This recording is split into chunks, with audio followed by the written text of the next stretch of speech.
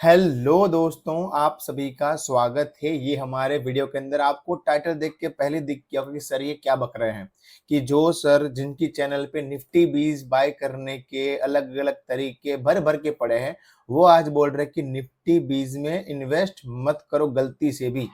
तो पहले आपको ये जितने मिनट का वीडियो पूरा देखना है तो आपको आपकी थर्ड आई ओपन हो जाएगी। ये बात की मेरी गारंटी है कि ये किसके लिए है, किनको क्या फॉलो करना चाहिए, हर एक चीज की यहाँ पे डिस्कशन करेंगे, क्यों नहीं करना चाहिए और किन के लिए ये निफ्टी बीज एक्चुअली में वर्क करता है और किन के लिए बिल्कुल ही वर्क नहीं करता और आपके कंपाउंडिंग के अंदर बहुत ही ज्यादा डिटेरियोरेटिंग इंपैक्ट ये दे सकता है। तो आपको सबसे पहले समझना पड़ेगा, दो तरह के इन्वेस्टर होते हैं, एक होते हैं एक्टिव, एक होते हैं पैसिव इन्वेस्टर। पैसिव इन्वेस्टर मतलब एक एसआईपी चालू कर दी और बस उसके ऊपर डटे रहते हैं। दूसरे होते हैं एक्टिव इन्वेस्टर। एक्टिव मतलब वो एक्टिवली मार्केट की मूवमेंट ट्रैक करते हैं, फिर उसके ऊपर अपना डिसीजन लेते हैं राइट टाइम पे बाय करने का। हालांकि वो राइट टाइम पे कर पाते नहीं कर पाते वो तो टाइम बताता है, लेकिन अपना डिसीजन लेते हैं। जो निफ्टी बीज हमारा है वो अल्टीमेटली है क्या, जो निफ्टी 50 है उसी का एक इन्वेस्टमेंट का टूल है। अगर आपको निफ्टी में इन्वेस्ट करना है तब निफ्टी 20 से कर पाएंगे, आंसर इज यस। अब जो निफ्टी 50 है, अब अगर सालाना उसका रिटर्न देखेंगे इतने सालों का, ऑन एन एवरेज 14 से लेके 15% का आपको CAGR ग्रोथ देखने को मिलेगा। यानी कि अगर आप रेगुलरली निफ्टी 20 के अंदर इन्वेस्ट करते हैं तो आपको 14-15% से ज्यादा इन्वेस्टमेंट के ऊपर रिटर्न की एक्सपेक्टेशन नहीं रखनी चाहिए। जो लोग एसआईपी करते हैं रेगुलरली उनके तो इससे भी शायद कम भी हो सकते हैं, कि कई बार निफ्टी ज्यादा बढ़ जाती है फिर हमारा एसआईपी अमाउंट उसके अंदर जाता है, तो कई लोगों की तो वो 13% पे भी रह जाती है। तो इस बाबत में करें क्या। यहाँ पे दो तरह के इन्वेस्टर की बात करें। अगर आप पैसिव इन्वेस्टर हैं तो आप ये सिस्टम फॉलो कर सकते हैं, उसमें कोई दिक्कत नहीं है।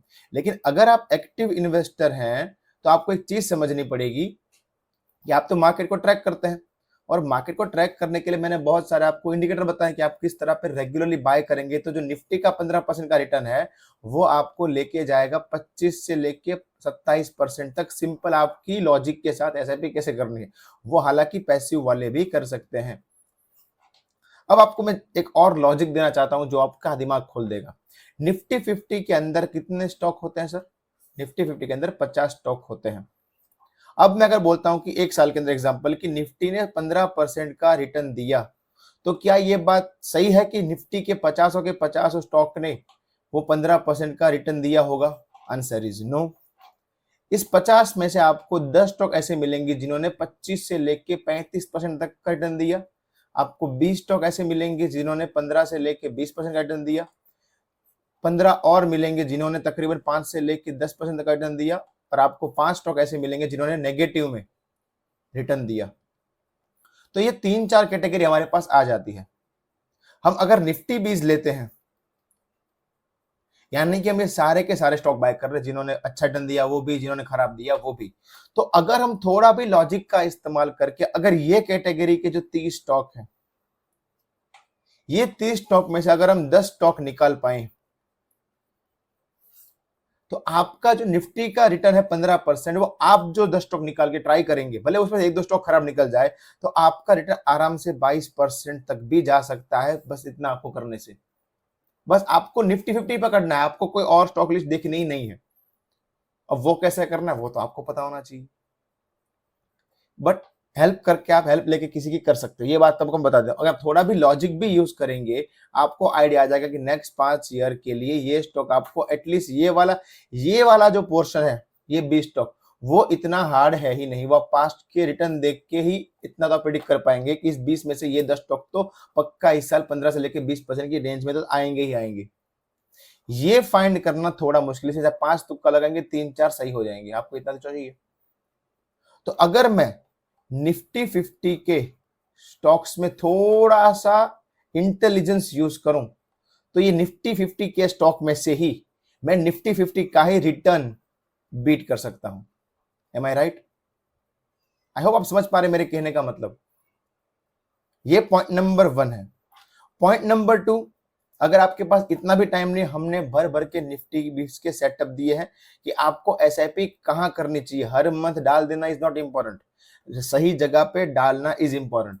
कि आपको डालना कहाँ पे है। आपको भर भर के मैंने सेटअप दिए, स्विंग ट्रेडिंग हो चाहे वो इन्वेस्टमेंट हो, हर एक में आपको एसआईपी की सिस्टम भी बताइए कि आपको एसआईपी कहाँ करनी है। जब भी आप एसआईपी कर रहे हैं उसका पैसा आप डीमेट में रखिए और जब राइट मौका मिले पुट कर दीजिए, अंदर पैसा डाल दीजिए। गलती से भी इंडेक्स फंड की ओर न जी। इंडेक्स फंड मतलब आप बोलेंगे निफ्टी 20 तो एक तरह का इंडेक्स फंड है, लेकिन वो ईटीएफ है, वो किसी तरह का म्यूचुअल फंड जो हमारा एक्टिव होता है वो नहीं है। म्यूचुअल फंड आप क्या करते हैं कि अपने बैंक से डायरेक्ट एसआईपी कट जाती है, लेकिन म्यूचुअल फंड का सबसे बड़ा प्रॉब्लम आता है उसके डिफरेंट डिफरेंट चार्जेस होते हैं और जो क्लोजिंग होती है मार्केट की वो प्राइस पे आपकी बाइंग कहलाती है। आए दिन मान लो आपको मिल गया एक दिन निफ्टी कि भाई 2% निफ्टी गैप डाउन खुला है। अब तो वर्ल्ड में बहुत बार ऐसा होता है, एक बंदा ईटीएफ में इन्वेस्ट करता है, एक करता है म्यूचुअल फंड के अंदर, किसका, इंडेक्स फंड का ही। दोनों निफ्टी में ही काम करते हैं। दोनों ने 9:20 पे यहाँ पे 1 लाख रुपए डाल दिए इन्वेस्टमेंट के लिए और 3:30 पे अच्छी न्यूज आ गई, ये 2% जो माइनस था ये आ गया +1% पे, अच्छी न्यूज आ गई, बॉटम बन गया मार्केट का। तो अल्टीमेटली 3% का मूवमेंट आया, तो आप बोलेंगे अरे वाह दोनों को 3-3% मिल गया। Answer is no and yes. जो ईटीएफ वाला है उसको ये 3% का मुनाफा मिला है, जबकि ये म्यूचुअल फंड वाला है वो अभी 0-0 है। क्यों? क्योंकि म्यूचुअल फंड का रूल कहता है कि आप कोई भी टाइम पे पैसा डाले, डजंट मैटर, जो मार्केट की क्लोजिंग है वही आपकी एंट्री कहलाएगी। यानी कि जो +1% है वहां आपकी एंट्री कहलाएगी, भले आपने -2% पे एंट्री की थी। सबसे बड़ा ड्रॉबैक आपको यही मिलता है और सबसे बड़ा एडवांटेज ईटीएफ का यही है। मैं ये नहीं कहता कि निफ्टी 20 मत करो, लेकिन अगर आप एक्टिव हो, अगर आपके पास थोड़ा भी नॉलेज है, तो जो मैंने आपको स्टॉक्स वाला बताया सिस्टम, उसमें आप अपना दिमाग लगा के अपने रिटर्न बहुत ज्यादा एनहांस कर सकते हो। अदरवाइज आप सिंपल हमारे जो स्टॉक्स के या जो हमारे ईटीएफ के सेटअप्स है उसको फॉलो करके भी आप निफ्टी को बहुत ही आराम से बीट कर सकते हो। ये तो आप खुद जो भी हमने वीडियो बनाए उन सबके बैक टेस्टिंग में भी आपको क्लियर कट समझाया हुआ है। तो आई होप आपको समझ आ रहा है मैं क्या कहना चाहता हूँ कि अगर आप थोड़े बहुत भी पेशेंस से थोड़ा दिमाग लगाएंगे तो अगर आपको वो स्टॉक मिल जाते हैं, भले आप 15 स्टॉक्स में करें 10 नहीं, लेकिन आपको टॉप परफॉर्मिंग 15 स्टॉक अगर मिल जाते हैं, उसमें से अगर 12 भी एज पर एक्सपेक्टेशन परफॉर्म कर दिए तो आपका रिटर्न निफ्टी से आई होप या फिर डेफिनेटली 5% बढ़ जाएगा। और ये 5% अगर आपने 3-4 साल कंटिन्यू किया तो निफ्टी कहाँ होगा और आप कहाँ होंगे। ये इतना बड़ा आपके कंपाउंडिंग स्टोरी के अंदर इफेक्ट डालता है। आई होप थोड़ा बहुत नॉलेज बड़ा होगा। निफ्टी 20 करना खराब नहीं है, लेकिन अगर आपके पास नॉलेज है तो इसको इस तरह करेंगे तो आपको और ज्यादा मुनाफा यहाँ पे मिल सकता है, आपकी कंपाउंडिंग में और 4 चांद लग सकते हैं। ये स्टॉक हमेशा चेंज भी होते हैं, तो आपको 3-4 साल में टिंकरिंग भी करनी पड़ेगी, उस स्टॉक के रिजल्ट भी थोड़े बहुत ट्रैक करने पड़ेंगे। सीधा लेके आप 10 साल तक रख देंगे ऐसा इसमें नहीं हो पाएगा। धन्यवाद।